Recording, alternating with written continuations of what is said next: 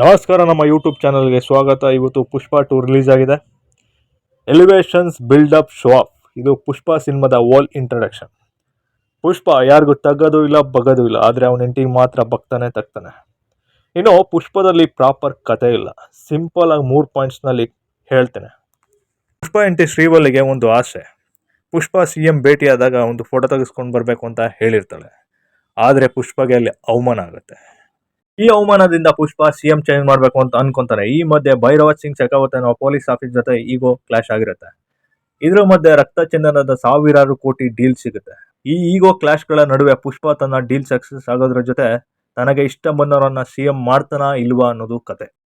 ಮೊದಲೇ ಹೇಳಿದಾಗೆ ಇಲ್ಲಿ ಕತೆಗಿಂತ ಕೇವಲ ಬಿಲ್ಡಪ್, ಶೋ ಆಫ್, ಎಲಿವೇಶನ್ ಸೀನ್ಸ್ಗಳು ಜಾಸ್ತಿ ಇದಾವೆ. ಮೊದಲ ಒಂದು 20-25 ನಿಮಿಷ ಒಂದೇ ವಿಷಯ ಇಟ್ಕೊಂಡು ತುಂಬಾ ಎಳ್ದಿದ್ದಾರೆ. ಆಲ್ಮೋಸ್ಟ್ ಫಹದ್ ಫಾಜಿಲ್ ಬರೋ ತನಕನೂ ಸಿನಿಮಾ ಅದೇ ಪೇಸ್ನಲ್ಲಿ ಹೋಗುತ್ತೆ. ಫಹದ್ ಫಾಜಿಲ್ ಬಂದಮೇಲೆ ಒಂದಷ್ಟು ವಾವ್ ಅಂತ ಗೂಸ್ ಬಂಪ್ಸ್ ಬರುವಂಥ ಒಂದಿಷ್ಟು ಸೀನ್ಗಳು ಇದ್ರೂ ಕೂಡ ಅದು ಹೆಚ್ಚೊತ್ತು ಇರಲ್ಲ. ಮತ್ತದೇ ಎಲಿವೇಶನ್ಸ್, ಬಿಲ್ಡಪ್ಪು, ಮತ್ತದೇ ಒಂದಿಷ್ಟು ಲ್ಯಾಗ್. ಸುಕುಮಾರ್ ಸಿನಿಮಾದ ಮೇಲೆ ರೊಮ್ಯಾಂಟಿಕ್ ಸೀನ್ಸು, ಲವ್ ಸೀನ್ಸ್ಗಳು ಫ್ರೆಶ್ ಆಗಿರುತ್ತೆ. ಪ್ರೆಸೆಂಟೇಷನ್ ಕೂಡ ಚೆನ್ನಾಗಿರುತ್ತೆ. ಇಲ್ಲೂ ಕೂಡ ಫ್ರೆಶ್ ಆಗಿದೆ, ಪ್ರೆಸೆಂಟೇಷನ್ ಕೂಡ ಚೆನ್ನಾಗಿದೆ. ಆದರೆ ಒಂದು ಸೀನ್, ಕಿಚನಲ್ಲಿ ಒಂದು ರೊಮ್ಯಾಂಟಿಕ್ ಸೀನ್ ಬರುತ್ತೆ. ಆ ಸೀನ್ನ ಪ್ಲೇಸ್ಮೆಂಟ್ ಚೆನ್ನಾಗಿಲ್ಲ ಅಂತ ನನಗೆ ಅನಿಸ್ತು, ಸರಿಯಾಗಿಲ್ಲ ಅನಿಸ್ತು. ಯಾಕಂದರೆ ಅಲ್ಲೊಂದು ಮೀಟಿಂಗ್, ತುಂಬ ಇಂಪಾರ್ಟೆಂಟ್ ಮೀಟಿಂಗ್ ಆಗ್ತಾ ಇರುತ್ತೆ. ಆ ಮೀಟಿಂಗಲ್ಲಿ ಒಂದು ಕಾಮಿಡಿ ಬರುತ್ತೆ. ಅಂದರೆ ಮನೇಲಿ ಮೀಟಿಂಗ್ ಆಗ್ತಿರುತ್ತೆ. ಉಪ್ಪು ಜಾಸ್ತಿ ಆದರೆ ಹೆಂಡ್ತಿಗೆ ಹೇಳ್ಬಾರ್ದು, ಯಾಕಂದರೆ ದೊಡ್ಡ ಯುದ್ಧನೇ ಆಗುತ್ತೆ, ಅಡ್ಜಸ್ಟ್ ಮಾಡ್ಕೊಂಡು ತಿನ್ನಬೇಕು ಅಂತ. ಆ ಒಂದು ಫನ್ ಸೀನ್ ಏನಿದೆ ಅದನ್ನು ಅಲ್ಲಿಗೆ ಹೆಣ್ಣು ಮಾಡಿ ಸೀನ್ನ ಕಂಟಿನ್ಯೂ ಮಾಡ್ಬೋದಿತ್ತು. ಆ ರೊಮ್ಯಾಂಟಿಕ್ ಸೀನ್ನ ಬೇರೆ ಕಡೆ ಪ್ಲೇಸ್ ಮಾಡ್ಬೋದಿತ್ತು.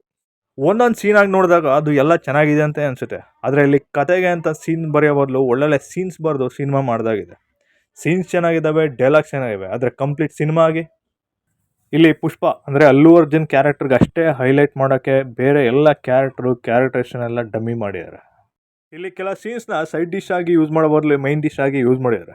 ಎಕ್ಸಾಂಪಲ್ ಆ CM ಸೀನು ಅಷ್ಟೊಂದು ಲ್ಯಾಗ್ ಮಾಡುವಂಥ ಅವಶ್ಯಕತೆನೇ ಇರಲಿಲ್ಲ.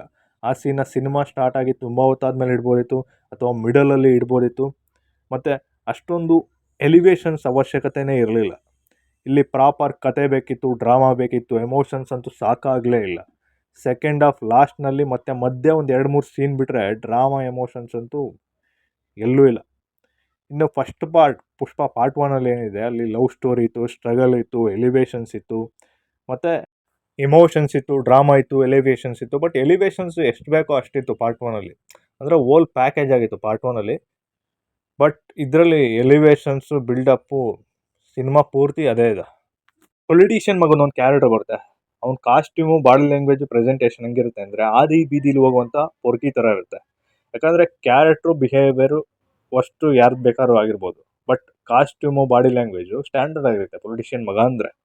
ಇನ್ನು ನದಿಯಲ್ಲಿ ಲಾರಿಗಳು ಓಡಾಡುವಂಥ ಒಂದು ಸೀನ್ ಬರುತ್ತೆ. ಆ ಸೀನು ತುಂಬ ಫನ್ನಿ ಅನ್ನಿಸ್ತು. ಯಾಕಂದರೆ ಒಂದು ಹೊಂಡ ಅಂದರೆ 10-12 ಅಡಿ ಹೊಂಡ ಇರ್ತವೆ ಇವಾಗ. ಅಂತಾರೆ ನದಿ ಎಷ್ಟು ಹೈಟ್ ಇರುತ್ತೆ, ಎಷ್ಟು ಅಡಿ ಇರುತ್ತೆ ಅಲ್ವಾ. ಅವು ಆರಾಮಾಗಿ ಹೋಗ್ತವೆ ಲಾರಿಗಳು.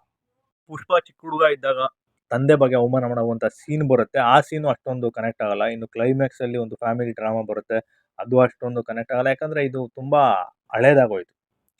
ಈ ಸೀನ್ನ ಎಷ್ಟೊಂದು ಸಿನಿಮಾಗಳಲ್ಲಿ ಇಟ್ಬಿಟ್ಟಿದ್ದಾರೆ. ಅಂದರೆ ಒಂದು ಫ್ಯಾಮಿಲಿ ಒಂದಾಗಬೇಕಂದ ತಕ್ಷಣ ಅದೇ ಪಾಯಿಂಟ್ ಬೇಕಾಗಿರಲಿಲ್ಲ, ಅಲ್ಲಿ ಹೊಸದೇನಾದ್ರು ಹೇಳ್ಬೋದಿತ್ತು.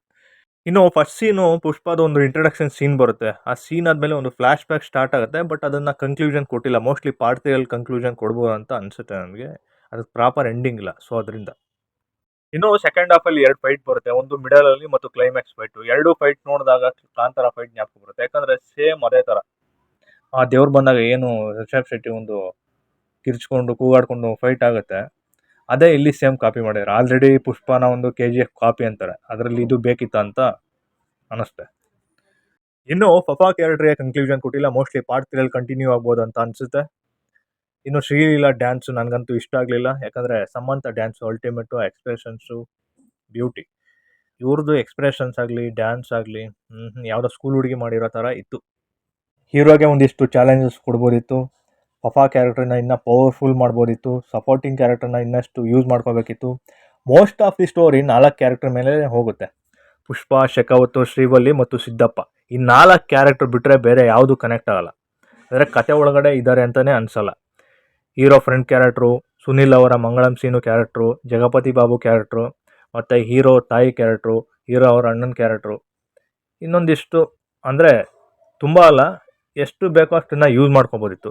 ಇವೆಲ್ಲ ಸಪೋರ್ಟಿಂಗ್ ಕ್ಯಾರೆಕ್ಟರ್ ಅನ್ನೋ ಬದಲು ಜೂನಿಯರ್ ಆರ್ಟಿಸ್ಟ್ ಅನಿಸುತ್ತೆ ಸಿನಿಮಾದಲ್ಲಿ. ಅವ್ರನ್ನ ಈ ಡ್ರಾಮಾ ಒಳಗೆ, ಕತೆ ಒಳಗೆ ಇನ್ನು ಇನ್ವಾಲ್ವ್ ಮಾಡಬೇಕಿತ್ತು. ಇದು ಪುಷ್ಪದ ಕತೆ ಮತ್ತು ವ್ಯಥೆಗಳು. ಈ ವಿಡಿಯೋ ನಿಮಗೆ ಇಷ್ಟ ಆಗಿದರೆ ಸಬ್ಸ್ಕ್ರೈಬ್ ಮಾಡಿ, ಲೈಕ್ ಮಾಡಿ ಮತ್ತು ಶೇರ್ ಮಾಡಿ. ವಂದನೆಗಳು.